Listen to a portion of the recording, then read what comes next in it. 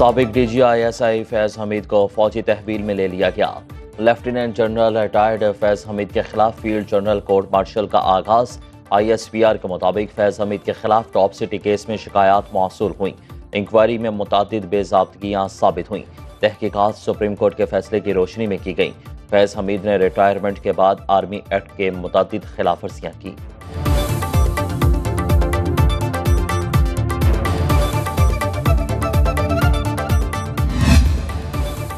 فوج میں خود احتسابی ایک کڑا، سخت، شفاف اور خودکار عمل۔ D G I S P R فوج میں کڑے احتسابی عمل پر واضح بیان دے چکے۔ لیفٹیننٹ جنرل احمد شریف نے 7 مئی کو ہونے والی پریس کانفرنس میں فوج میں خود احتسابی کے خود و حال تفصیل سے بیان کیے۔ D G I S P R کا کہنا تھا کہ فوج میں خود احتسابی کا عمل ہر وقت جاری رہتا ہے۔ کتنا بڑا عہدہ اتنی بڑی ذمہ داری، ہمیں اپنے احتساب کے سسٹم پر فخر ہے۔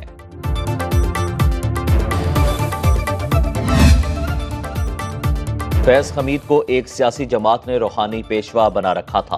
اس جماعت نے ان سے بہت فائدہ اٹھایا۔ وزیر اطلاعات عطا تارڑ کا رد عمل۔ بیان میں کہا کہ فیض حمید 2018 الیکشن کے مرکزی کردار تھے۔ انتخابات سے پہلے سیاسی جماعت کو پروموٹ کیا گیا۔ وزیر دفاع خواجہ آصف نے انکشاف کیا کہ فیض حمید آرمی چیف بننے کی خواہش رکھتے تھے۔ ان کی برسوں سے سیاسی معاملات میں مداخلت رہی ہے۔ 9 مئی کے واقعات فیض حمید کی جانب اشارہ کر رہے ہیں۔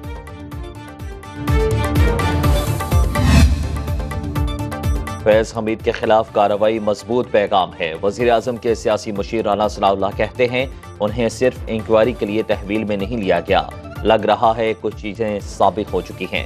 9 مئی کے واقعات میں بھی فیض حمید کا نام سامنے آیا۔ لیگی رہنما جاوید لطیف نے فیض حمید کو انتشار کا ماسٹر مائنڈ قرار دے دیا۔ کہا 9 مئی کو جو کچھ ہوا وہ سہولت کاری کے بغیر نہیں ہو سکتا تھا۔ تحقیقات میں مزید چیزیں سامنے آئیں گی۔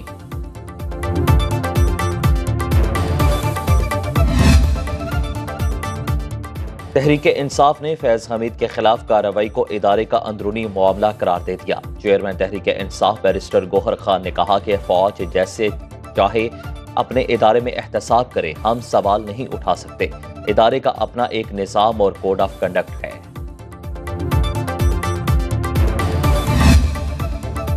بلوچستان میں امن دشمنوں کا وار۔ مستونگ میں گاڑی پر فائرنگ سے ڈپٹی کمشنر پنجگور ذاکر بلوچ شہید۔ ڈسٹرکٹ کونسل پنجگور کے چیئرمین عبدالمالک بلوچ زخمی۔ وزیر داخلہ بلوچستان میر ضیاء لانکو نے واقعے کی رپورٹ طلب کر لی۔ وزیر اعلیٰ بلوچستان سرفراز بگٹی کا دہشت گردوں کی گرفتاری کے لیے فوری کارروائی کا حکم۔ صدر آصف علی زرداری، وزیر اعظم شہباز شریف اور وزیر اعلیٰ سندھ مراد علی شاہ کی حملے کی مذمت۔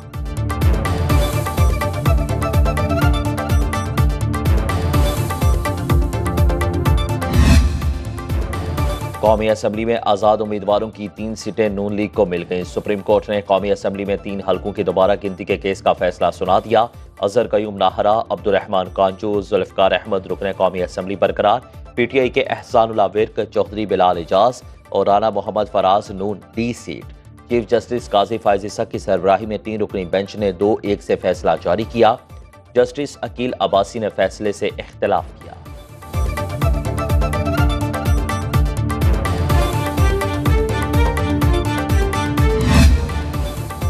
تحریک انصاف نے لیگی ایم این ایز کی بحالی کا فیصلہ مسترد کر دیا۔ بیرسٹر گوہر کا سپریم کورٹ میں نظر ثانی اپیل دائر کرنے کا اعلان۔ نیوز کانفرنس میں کہا کہ فیصلہ انصاف کے تقاضوں کے منافی ہے۔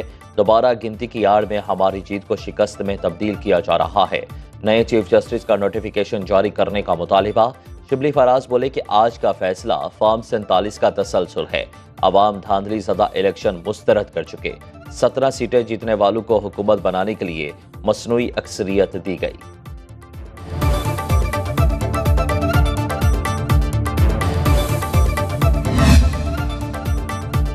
وزیر اعظم کا 10 لاکھ نوجوانوں کو اسمارٹ فون دینے کا اعلان۔ شہباز شریف نے common wealth youth alliance secretariat کا بھی افتتاح کر دیا۔ عالمی یوم نوجوان کی تقریب سے خطاب میں کہا 1000 گریجویٹس کو زراعت کی جدید تعلیم کے لیے چین بھیج رہے ہیں۔ چینی کمپنی ہواوے 2 لاکھ پاکستانی نوجوانوں کو آئی ٹی کی تربیت دے گی۔ اب آرٹیفیشل انٹیلیجنس کا دور ہے۔ نوجوانوں کو صحیح وسائل فراہم کیے تو وہ ملک کی ترقی یافتہ بنا دیں گے۔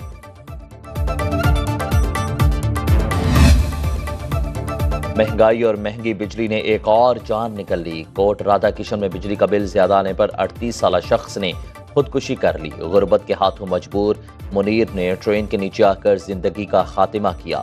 متوفی 3 بچوں کا باپ تھا۔ بجلی کا بل 10,500 روپے آیا۔ بیوی سے جھگڑے کے بعد چھوٹے بچے کو ساتھ لے کر ریلوے اسٹیشن گیا۔ ٹرین کے چلتے ہی اپنا سر ٹریک پر رکھ دیا۔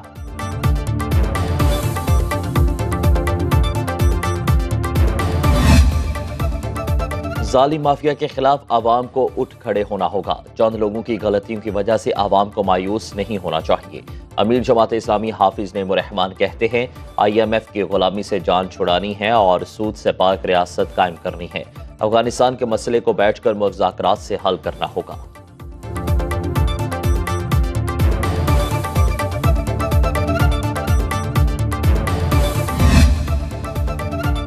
چاند روشن چمکتا ستارہ رہے، سب سے اونچا یہ جھنڈا ہمارا رہے۔ جیلانی پارک لاہور میں 200 فٹ بلند پرچم لہرا دیا گیا۔ جھنڈے کی چوڑائی 75 فٹ اور لمبائی 50 فٹ ہے۔ حافظ آباد کے شہری کا بھی وطن سے محبت کا والہانہ انداز۔ 500 گز طویل قومی پرچم تیار کر لیا۔ مری میں ایئر فورس کی جشن آزادی گاڑی، پتریاٹا میں سجی رنگ برنگی چھتریاں سیاحوں کی توجہ کا مرکز۔ سمندری میں محمد اشرف کے تیار کردہ مزار قائد، مینار پاکستان اور باب خیبر کے ماڈل وطن سے محبت کے آغاز۔ راولپنڈی سے لاہور جانے والا آزادی فلوٹ گجرانوالہ پہنچ گیا۔ آتش بازی کا شاندار مظاہرہ۔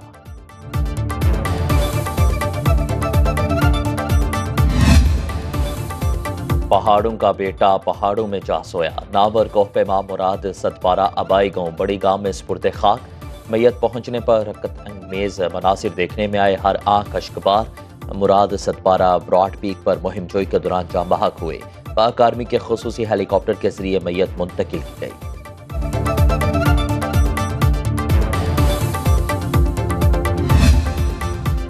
ملک میں موسم پل پل تیور بدلنے لگا۔ کہیں گرمی اور حبس، کہیں بادل برسے خوب۔ راجن پور، وہاڑی، ہارون آباد، عارف آلہ میں موسلادھار بارش۔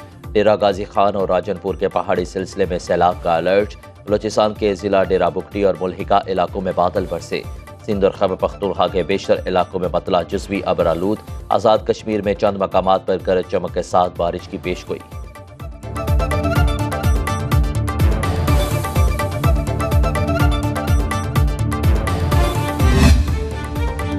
دنیا اسرائیل کے ہاتھوں فلسطینیوں کی نسل کشی کو نہ روک سکی۔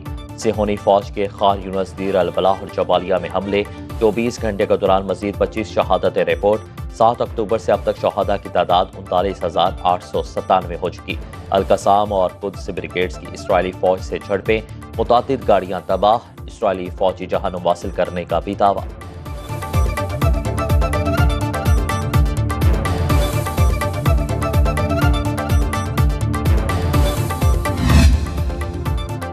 روس اور یوکرین میں جنگی محاذ ایک بار پھر گرم۔ یوکرینی دستوں کی 30 کلومیٹر تک روسی علاقے میں پیش قدمی، سرکاری عمارتوں پر قبضہ کر لیا۔ روسی وزارت دفاع کا کہنا ہے کرسک میں جھڑپیں ہوئی ہیں۔ روس نے فضا سے یوکرینی فوجی گاڑی کو نشانہ بنایا۔ سرحدی خطے سے 74,000 لوگوں کا انخلا۔ ایمرجنسی نافذ۔ روس اور یوکرین نے زاپوریزیا ایٹمی پلانٹ میں آتش زدگی کا ذمہ دار ایک دوسرے کو ٹھہرایا۔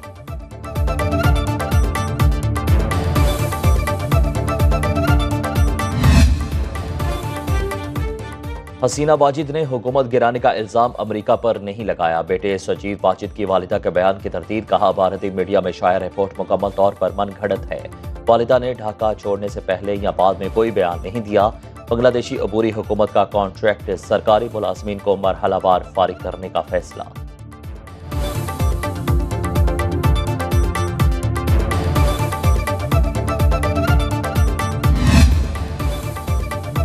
اور بنگلہ دیش کا ویمن T20 ورلڈ کپ 2024 کی میزبانی کے لیے اقوام متحدہ سے رجوع کرنے کا فیصلہ۔ بھارتی میڈیا کے مطابق ICC ٹورنامنٹ کہیں اور منتقل کرنے سمیت تمام آپشنز پر غور کر رہا ہے۔